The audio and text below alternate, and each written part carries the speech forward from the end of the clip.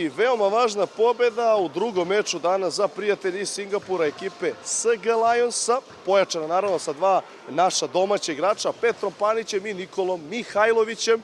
21-18 je bilo pod mentorskom i selektorskom palicom Lazara Rašića Rašketa, ne trebamo puno o njemu reći. Sa leve strane Petar Panić. Prvo, Petre, hvala što si ovde posle nekog vremena, čestitke na pobedi, na verovatnom plasmanu u četvrtfinale.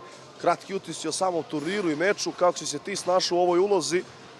Pa evo, prvi put igramo s ovim momcima koji su stvarno su odlični, stvarno se žrtvuju i daju sve od sebe na terenu.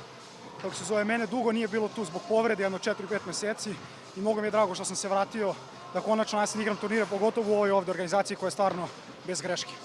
Koje su neka očekivanja za nastavak ako prođete u četvrtfinale?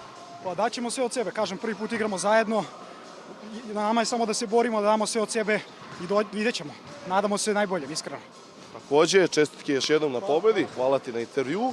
To je bio, poštovani gledalci, Petar Panić, Pana, a nas očekuje drugi meč grupe C. Igraće prvi put ekipa Bludenta protiv ekipe Svegersa.